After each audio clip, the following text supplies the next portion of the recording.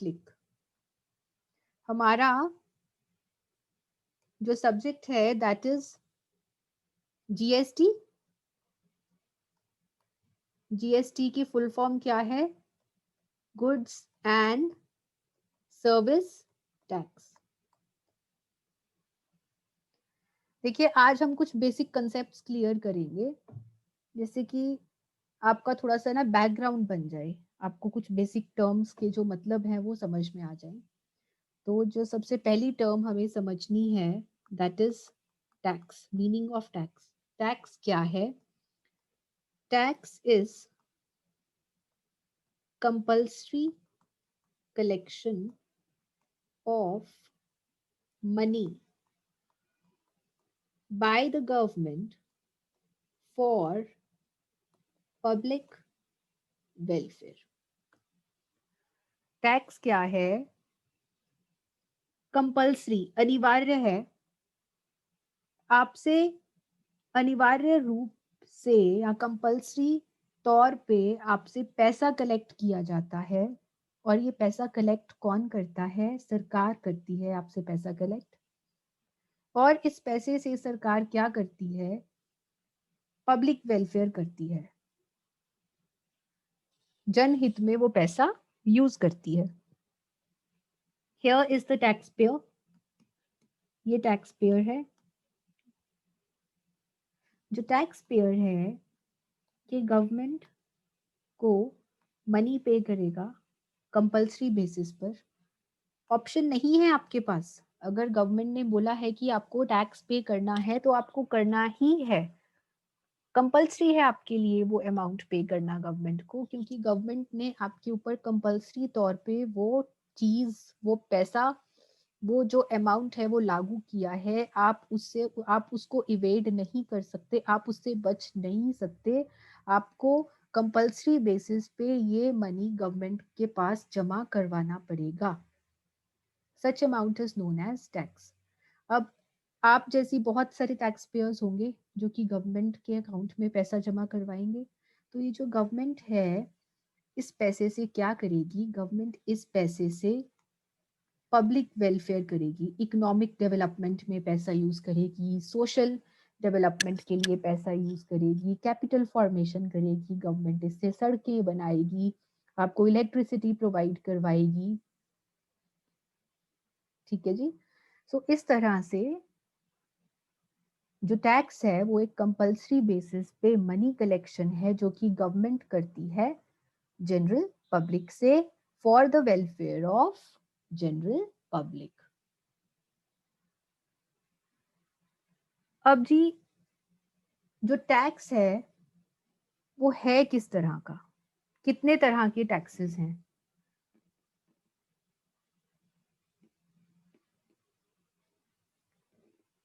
Types of tax. There are basically two types of tax: direct tax and indirect tax. Direct tax क्या है?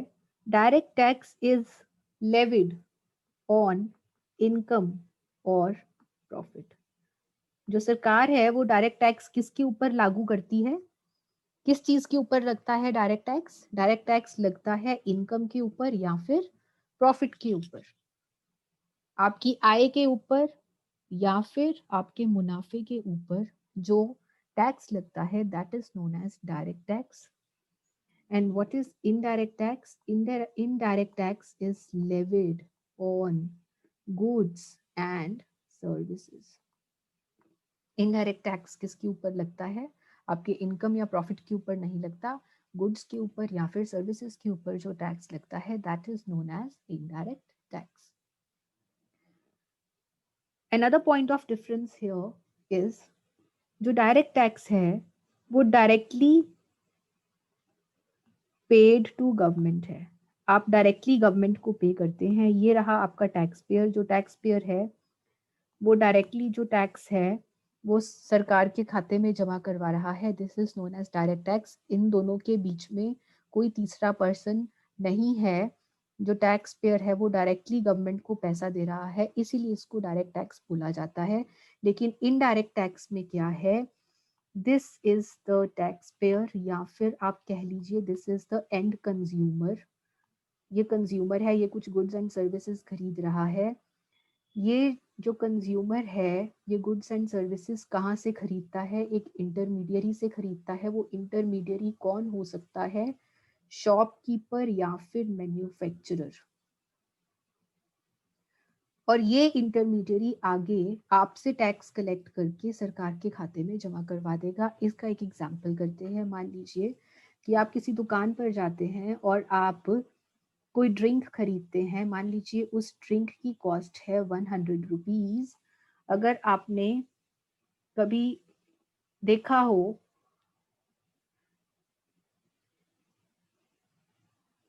ये जो आप अगर आपने लेबल अच्छे से देखा हो तो लिखा होता है MRP ₹100, और साथ में क्या लिख रखा होता है नीचे? इंक्लूसिव ऑफ ऑल टैक्सेस, कि इस 100 रुपए में सारे के सारे टैक्सेस इंक्लूडेड हैं। आप क्या करते हैं? इस इंटरमीडियरी को 100 रुपए देकर आ जाते हैं। क्या ऊपर आप कुछ टैक्सेस पे करते हैं? नहीं, क्योंकि इन 100 रुपए में आपने टैक्सेस भी अदा कर दिए। अब मान लीजिए इन 100 रुपए में जो 90 रुपीज हैं वो बॉटल की एक्चुअल कॉस्ट है, और जो ₹10 है वो एक तरह से GST है जो इस 100 रुपए में इंक्लूडेड था। अब ये जो इंटरमीडियरी है ये ₹90 तो अपने पास रख लेगा, और जो ₹10 है जो GST के तौर पे इसने आपसे कलेक्ट करे हैं ये गवर्नमेंट के अकाउंट में जमा करवा देगा। सो इनडायरेक्ट टैक्स में क्या है कि जो इंटरमीडियरी है वो गवर्नमेंट के पास आपसे टैक्स कलेक्ट करके आपका टैक्स गवर्नमेंट के पास जमा करवा रहा है। क्या आप डायरेक्टली गवर्नमेंट के साथ कांटेक्ट में हैं? नो, क्योंकि आप गवर्नमेंट के साथ डायरेक्टली कांटेक्ट में नहीं है। That is why this tax is known as indirect tax, क्योंकि इसमें आप टैक्स किसी और को अदा कर रहे हैं और फाइनली ये पर्सन आगे आपके बिहाफ पे जो टैक्स है वो गवर्नमेंट को पे कर रहा है। This is the another point of difference. अब अगर हम बात करें बर्डन की, बर्डन ऑफ टैक्स, बेटा ऑडियो ऑफ कर लीजिए जिसने भी ऑन करी है। Burden can not be shifted. और मान लीजिए इस टैक्स पेयर ने इनकम टैक्स पे करना है अपनी इनकम के ऊपर, तो अपनी इनकम के ऊपर जो टैक्स पे करेगा वो यही करेगा। ये अपने टैक्स का बर्डन किसी थर्ड पर्सन के ऊपर शिफ्ट नहीं कर सकता। ये डायरेक्ट टैक्स का पॉइंट है। लेकिन यहां पर बर्डन कैन बी शिफ्टेड। देखिए ये 10 रुपए पे किसने करे? इंटरमीडियरी ने। लेकिन अल्टीमेटली कलेक्ट इसका बर्डन किसके ऊपर गया? फाइनल बर्डन किसके ऊपर गया? इसका टैक्स पेयर के ऊपर। सो यहाँ पर जो इंटरमीडियरी है वो अपना बर्डन किसके ऊपर शिफ्ट कर रहा है? टैक्स पेयर के ऊपर शिफ्ट कर रहा है। जो इंटरमीडियरी है 10 रुपए अपनी पॉकेट में से पे नहीं कर रहा, ये 10 रुपए ये आगे टैक्स पेयर के ऊपर या फिर एंड कंज्यूमर के ऊपर शिफ्ट कर रहा है इसका burden. This is another feature of indirect tax. Direct tax में बर्डन शिफ्ट कर सकते हैं, नहीं कर सकते। इनडायरेक्ट टैक्स में बर्डन शिफ्ट किया जा सकता है। अगर हम एग्जाम्पल्स की बात करें तो यहाँ पर आपका एग्जाम्पल है इनकम टैक्स, जो कि आप इस सेम में पढ़ने वाले हैं 5th सेमेस्टर में। आपके पास 2 सब्जेक्ट्स हैं, इनकम टैक्स एंड GST। ये 2 सब्जेक्ट्स आप पढ़ने वाले हैं। जो इनकम टैक्स है वो डायरेक्ट टैक्स है, और अगर हम बात करें GST की, GST is an indirect tax. Direct tax में अगर हम और टैक्सेस की बात करें, we have gift tax, property tax. आपको डायरेक्टली जमा करवाना है सरकार के पास, किसी थर्ड पर्सन की इन्वॉल्वमेंट यहाँ पर नहीं है। और अगर हम इनडायरेक्ट टैक्सेस की बात करें, we have GST, excise duty etcetera, जो कि आप इंटरमीडियरी को पे करते हैं एंड फाइनली इंटरमीडियरी गवर्नमेंट के पास जमा करवाता है। डायरेक्ट टैक्सेस को मैनेज करने के लिए we have CBDT, that is central board of direct taxes. और अगर हम इनडायरेक्ट टैक्सेस की बात करें, we have CBIC, that is central board of indirect taxes and customs. So this is the basic difference between a direct tax and an indirect tax. आप जो 5th same में करने वाले हैं वो एक सब्जेक्ट करेंगे डायरेक्ट टैक्स का और दूसरा सब्जेक्ट करेंगे इनडायरेक्ट टैक्स का.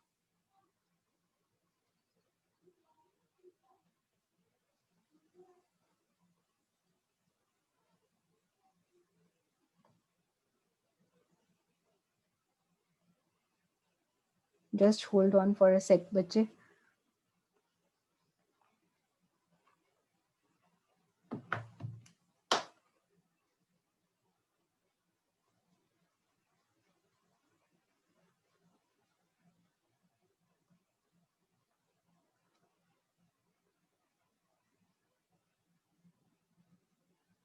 चलिए जी, अब मैं आपके साथ आपकी बुक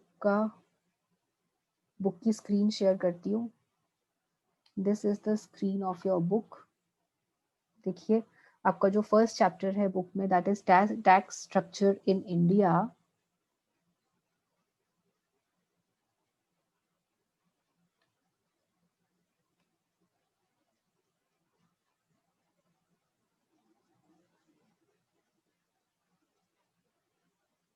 ये कुछ इनिशियल पेजेस हैं आपकी बुक के. जरूरत पड़ेगी जब तब देखेंगे.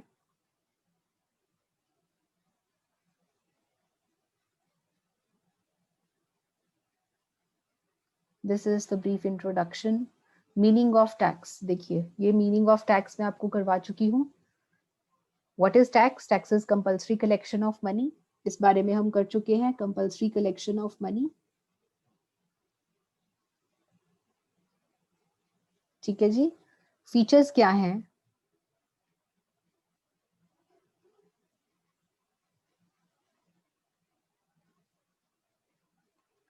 फीचर्स और कैरेक्टरिस्टिक्स और एलिमेंट्स ऑफ टैक्स. देखिए क्या फीचर्स हैं. Legal collection, personal obligation, compulsory contribution. एक एक करके इन सब पॉइंट्स को करते हैं discuss. The first point is legal collection. Legal collection के पॉइंट में क्या है कि जो भी सरकार आपसे टैक्स कलेक्ट कर रही है वो अपनी मर्जी से टैक्स कलेक्ट नहीं कर सकती. आर्बिट्ररीली अपनी मर्जी से अपनी मनमानी से टैक्स कलेक्ट नहीं कर सकती. टैक्स कलेक्ट करने के लिए गवर्नमेंट के पास अथॉरिटी होनी चाहिए और वो अथॉरिटी गवर्नमेंट को कहाँ से मिलती है? From the constitution of India. Bharat के संविधान के 7th स्केड्यूल में मैंने आपसे लास्ट सेमेस्टर में डिस्कस किया था. आपकी क्लास के साथ नहीं डिस्कस किया था. जहां पे मैं बिजनेस लॉ ले रही थी वहां पे मैंने डिस्कस किया था कि जो हमारे कॉन्स्टिट्यूशन का 7th स्केड्यूल है, हमारा जो कॉन्स्टिट्यूशन है उसका जो 7th स्केड्यूल है उसमें से सरकार को पावर मिलती है टैक्सेस लगाने की. 7th स्केड्यूल के 3 लिस्ट्स हैं. Union list, state list and concurrent list. Am I audible? Please let me know. Am I audible? Yes, ma'am. Okay. So constitution के जो 7th स्केड्यूल में 3 लिस्ट्स गिवन है वहां से गवर्नमेंट को पावर मिलती है कि वो टैक्सेस लेवी कर सकती है. यूनियन लिस्ट में कुछ ऐसी आइटम्स हैं जिसमें से सेंट्रल गवर्नमेंट को पावर मिलती है टैक्स एप्लीकेबल करने की. स्टेट लिस्ट से स्टेट गवर्नमेंट को पावर मिलती है और कॉन्करेंट लिस्ट से स्टेट गवर्नमेंट और सेंट्रल गवर्नमेंट दोनों को कंबाइंड पावर मिलती है कि वो इकट्ठे मिलके यहाँ पर लॉज बना सकते हैं.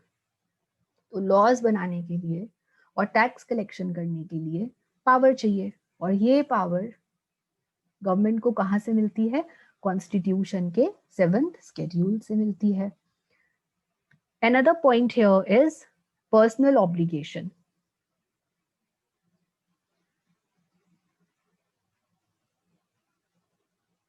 पर्सनल ऑब्लिगेशन में क्या है बच्चे? ये आपकी पर्सनल ऑब्लिगेशन है, आपका निजी कर्तव्य है टैक्स पेयर्स का कि वो टैक्स पे करें, और वो टैक्स को इवेड नहीं कर सकते या टैक्स से बच नहीं सकते। आपकी पर्सनल रिस्पॉन्सिबिलिटी है कि आप टैक्स को अदा करें, और अगर आप टैक्स को अदा नहीं करते तो आपको पेनल्टीज लग सकती हैं, आपसे इंटरेस्ट चार्ज किया जा सकता है, आपको पनिशमेंट मिल सकती है। सो अपनी इस पर्सनल ऑब्लिगेशन को फुलफिल करना is another element of tax. Third element of tax is compulsory contribution. इस बारे में हम बात कर चुके हैं कि कंपल्सरी बेसिस पे आपको टैक्स पे करना है, और अगर आप नहीं करेंगे, अगर आप मना कर देते हैं या फिर पेमेंट नहीं करते टैक्स की, this is a punishable offence, and इसकी वजह से आपको पेनल्टीज लग सकती हैं, जुर्माना हो सकता है आपको। Another element here is tax is imposed by government alone. Government he tax लगा सकती है। क्या आप टैक्स लगा सकते हैं? क्या मैं टैक्स लगा सकती हूँ? नो। सिर्फ गवर्नमेंट के पास ही अथॉरिटी है कि वो टैक्स लगा सके, और गवर्नमेंट में सेंट्रल गवर्नमेंट भी आती है और स्टेट गवर्नमेंट भी आती है। Source of revenue collection. अब भाई सरकार के पास पैसा कहाँ से आएगा? सरकार के पास पैसे का एक ही साधन है, टैक्स। छोटे मोटे कुछ और साधन भी होंगे, लेकिन अगर गवर्नमेंट टैक्स कलेक्ट नहीं करेगी तो गवर्नमेंट के पास पैसा कहाँ से आएगा? और अगर गवर्नमेंट के पास पैसा नहीं होगा तो कंट्री का विकास कैसे होगा? इसीलिए रेवेन्यू कलेक्शन का जो सोर्स है वो है tax. Common benefit of the society. आप सब मिलके जब टैक्स पे करते हैं तो उस पैसे को गवर्नमेंट कहाँ पर लगाती है? आपके कॉमन वेलफेयर के लिए, पब्लिक वेलफेयर के लिए लगाती है। Benefit is not a condition. ये पॉइंट मैं आपको समझा चुकी हूँ। मान लीजिए आप टैक्स पे कर रहे हैं 10,000 का, आपने 10,000 का टैक्स पे किया गवर्नमेंट को। क्या आप गवर्नमेंट को ये कह सकते हैं कि भाई 10,000 का बेनिफिट दो मेरे को? नो। आप ये कंडीशन, आप ये शर्त 10,000 रुपए टैक्स देने के बदले में, क्या आप सरकार के ऊपर किसी तरह की कोई कंडीशन अप्लाई कर सकते हैं? नहीं कर सकते। आप सरकार को ये नहीं कह सकते कि मैंने 10,000 का टैक्स पे किया है, मुझे बदले में 10,000 का बेनिफिट प्रोवाइड करो। आप ऐसा नहीं कर सकते। सरकार जो टैक्स पेयर से पैसा कलेक्ट करती है उसको कॉमन वेलफेयर के लिए लगाएगी। उतने रुपए का बेनिफिट आपको प्रोवाइड करने की कोई कंडीशन, कोई शर्त यहाँ पर आप सरकार के ऊपर नहीं लगा सकते। So these are some elements of tax. अब अगर हम बात करें टैक्सेस, ड्यूटी एंड फीस की, तो इन तीनों में क्या डिफरेंस है ये देखते हैं बेटा। टैक्सेस, ड्यूटी एंड फीस, तीन टर्म्स हैं आपकी। सबसे पहले हम अगर बात करें टैक्स एंड ड्यूटी की, तो टैक्स और ड्यूटी के बीच में क्या पॉइंट्स ऑफ डिफरेंस हैं, लेट्स डिस्कस। मीनिंग, अगर हम मीनिंग की बात करें तो what is a tax? Tax is compulsory extraction of money. जो गवर्नमेंट है वो आपसे कंपल्सरी पैसा एक्सट्रैक्ट करती है, आपसे कंपल्सरीली पैसा निकलवाती है, इसे हम टैक्स कहते हैं। And what is duty? Duty भी एक तरह से टैक्स की तरह ही है, फर्क सिर्फ ये है कि जो ड्यूटी है वो सिर्फ गुड्स के ऊपर लग सकती है, और वो गुड्स इंपोर्टेड गुड्स भी हो सकते हैं या फिर डोमेस्टिक गुड्स भी हो सकते हैं। अगर हम स्कोप की बात करें, taxes levied on both goods and individuals. Goods और इंडिविजुअल्स दोनों के ऊपर लगता है टैक्स। गुड्स के ऊपर जो टैक्स लगता है उसका एग्जाम्पल है जीएसटी, और इंडिविजुअल्स के ऊपर जो टैक्स लगता है उसका एग्जाम्पल है इनकम टैक्स। लेकिन जो ड्यूटी है वो सिर्फ और सिर्फ गुड्स के ऊपर लगती है, ड्यूटी इंडिविजुअल्स के ऊपर नहीं लगती।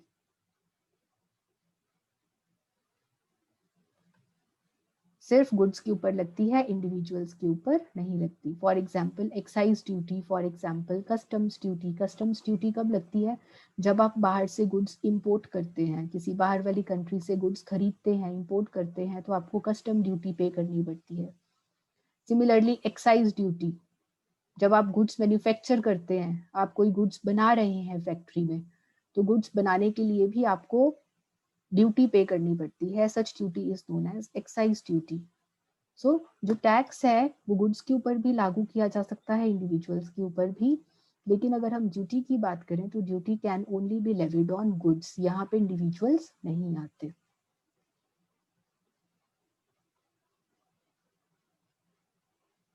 Next point is nature. जो टैक्सेस हैं they are progressive in nature. Progressive का मतलब क्या है, बड़े ध्यान से समझिए। जैसे जैसे आपकी इनकम इंक्रीज होगी या फिर आपकी जो टैक्सेबल वैल्यू है, वो वैल्यू जिसके ऊपर टैक्स लगता है, जैसे जैसे ये वैल्यू इंक्रीज होगी वैसे वैसे जो रेट ऑफ टैक्स है वो भी इंक्रीज होता जाता है। जैसे कि अगर हम स्लैब्स की बात करें इनकम टैक्स की, तो 2.5 लाख के ऊपर अगर आपकी इनकम 2.5 लाख तक है तो आपको किसी तरह का कोई टैक्स पे नहीं करना। नेक्स्ट 5 लाख के ऊपर आपको 5% टैक्स पे करना है। नेक्स्ट 5 लाख के ऊपर आपको 20% टैक्स पे करना होता है।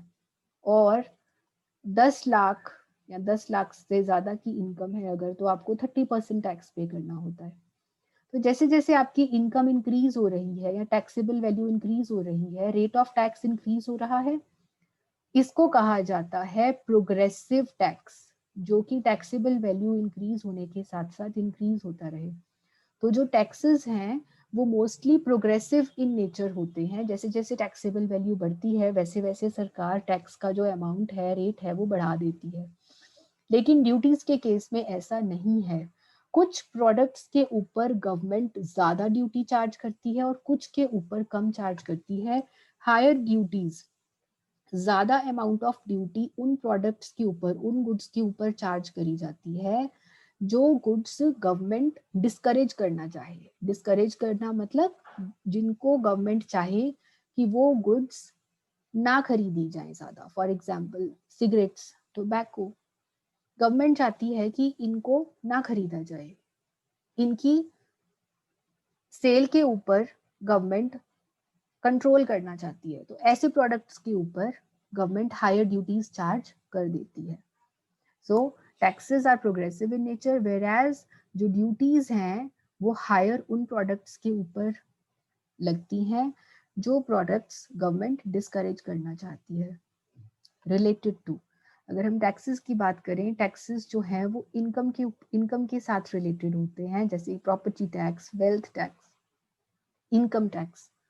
और अगर हम ड्यूटी की बात करें तो जो ड्यूटीज हैं वो गुड्स के साथ रिलेटेड होती हैं। For example customs duty, excise duty, इसका एग्जाम्पल मैं आपको ऊपर बता चुकी हूँ। टैक्ड ऑन, टैक्स किसके ऊपर लगता है, इनकम के ऊपर लगता है। ड्यूटी किसके ऊपर लगती है, कॉस्ट के ऊपर लगती है।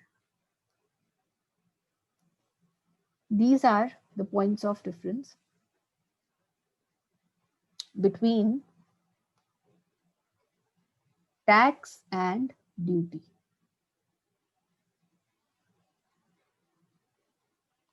अब देखिए टैक्स और फीस के में क्या डिफरेंस है। I think let's discuss this point in the next class. हमारा टाइम खत्म हो रहा है बच्चे।